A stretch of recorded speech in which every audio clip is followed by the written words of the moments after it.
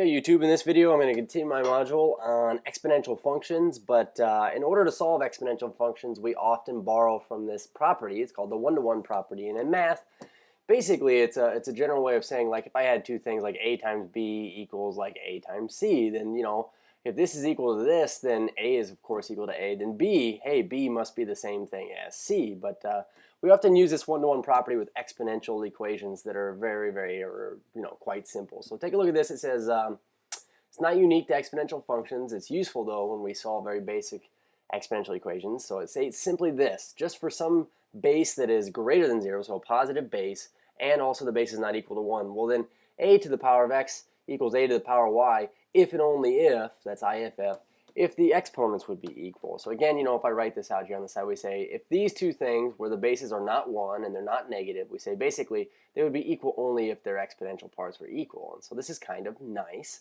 It allows us to solve exponential equations, such as, like, if I said, hey, 2 to the x is equal to 2 to the 4, then I could tell you, simply put, that this would imply that, well, then x would be the same thing as 4. And this would be easy to check. We could throw it back in up here, and we'd have a solution. Okay, so here's the deal.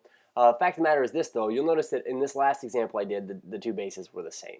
Okay, and when the bases aren't the same, what we want to do is attempt to write them with the same base or basis. So I've given 3 examples up here. I kind of want to pick through them all, but let's start with example A here that says this. I'm going to rewrite it so it's a little bit cleaner.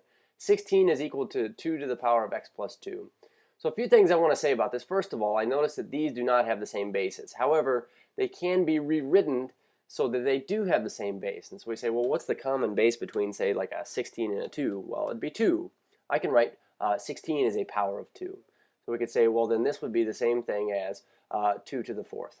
And 2 to the 4th would be equal to 2 to the x plus 2. And according to the one-to-one property, let me clean this up a little bit here, this can only be true if this exponential part is equal to this exponential part if they have the same basis. So now we can infer that, hey, well, then 4 must be the same thing as x plus 2. And of course, doing our algebra here and subtracting 2 from each side, we'd end up with the simple fact that x is equal to 2.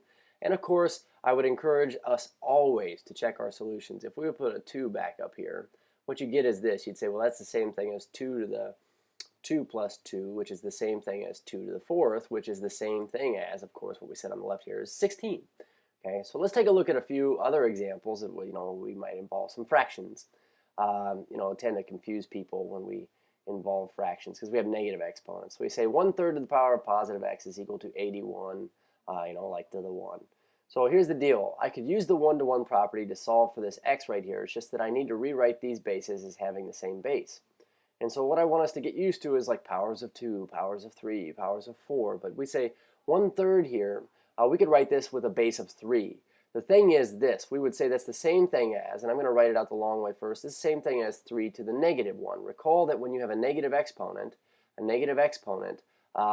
could make it positive again by moving this, say downstairs it'd be 3 to the positive 1 on the bottom, same thing as 3 to the negative 1 on top. We just moved it up is all we did, okay? So we say 3 to the negative 1 to the x is the same thing as, now in this case we say 81 is the same thing as 3 to the 4th power. That's the same thing as 3 squared times 3 squared, which is 9 times 9. But now we're going to use a property of algebra. Remember, if you have a power to a power, like a to the b to the c, we get a to the b times c. So we're going to go ahead and multiply these two values right here. So we get this. 3 to the negative x is equal to 3 to the 4th. And so negative x, let's put this in green, negative x equals positive 4. Therefore, positive x equals negative 4. And again, I'd encourage us to check this. If I go put this back up top here, then I would have gotten this equation. I'd have 1/3 to the x equals 81. If I put a negative 4 in here, taking the long route, we'd say that's 1 to the negative 4. 1 to the negative 4 over 3 to the negative 4. But notice we have these negative exponents, which means we can move their bases around so that they become positive. So this is the same thing as 3 to the positive 4 now over 1 to the positive 4, which is the same thing as, well, 1 to the 4th is 1, 3 to the 4th. And 3 to the 4th, of course, is equal to 81. So one-to-one property is pretty simple. We'll do one more here. This is letter C. We say 2 to the power of x minus 2. How about it? 2 to the power of x minus 2 is equal to 1 over 32. And so what I want to do is rewrite these to have the same base. I noticed that 32 is a power of 2, and of course 2 is a power of 2. Could we get this to be rewritten as a power of 2 over here. So we could say this, well, first of all, if I want to bring it back up top again, we could say it's 2 to the negative something, okay?